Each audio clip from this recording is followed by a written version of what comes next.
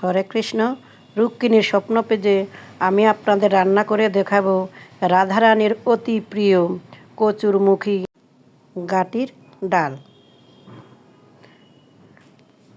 আগামী 31শে আগস্ট রবিবার রাধারানীর শুভ আবির্ভাব তিথি। আপনারা এই শুভ আবির্ভাব তিথিতে গাটির ডালটি রান্না করে রাধারানীকে নিবেদন করতে পারবেন। একটি পাত্রে জল নিয়ে গাটিগুলোর খোসা ছাড়িয়ে টুকরো টুকরো করে আমি জলে কিছু সময়ের জন্য ভিজিয়ে রাখব। আপনারা ইচ্ছে করলে এটাকে গোটা গোটা সিদ্ধ করেও নিতে পারেন, তারপর খোসা ছাড়িয়ে নেবেন। আমি এভাবে নিয়েছি। রান্না করতে আমার একটু টকের প্রয়োজন, তাই আমি চালতাকে বেছে নিয়েছি। চালতাটাকে চুলে এখন টুকরো টুকরো করে কেটে নেব। জলে ভিজিয়ে রাখলে চালতাটা খুব সুন্দর থাকে, না হলে লাল হয়ে যায়।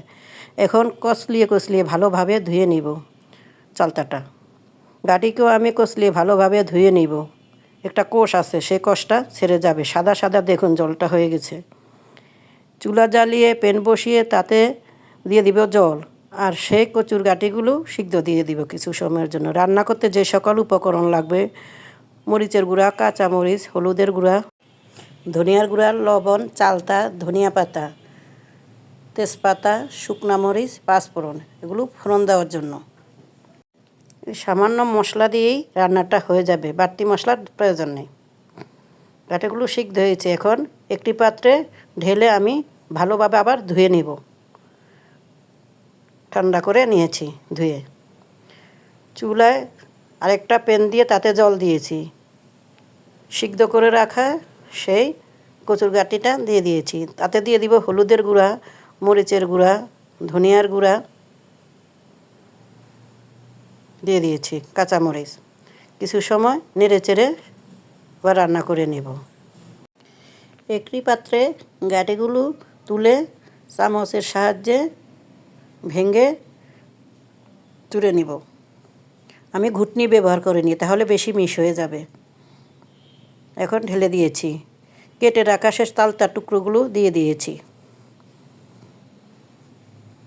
আরেকটি প্যানে এখন দিয়ে দিব পরিমাণ মতো তেল। তাতে দিয়ে দিব শুকনা মরিচ, তেজপাতা, পাঁচফোড়ন। চুলার জালটা এখন বাড়িয়ে দিয়ে ফোড়নগুলোকে ভালোভাবে তৈরি করে নেব। ফোড়নটি দিয়ে দিলাম সেই গাটির ডালে। দেখুন রঙটা কেমন হয়েছে। আমি ধনিয়া পাতা দিয়েছি। আপনারা রাধারানীর আবির্ভাব তিথিতে রান্না করলে ধনিয়া পাতা ব্যবহার করবেন না। ধনিয়া পাতার গন্ধটা রাধারানী একদম সহ্য করতে পারে না।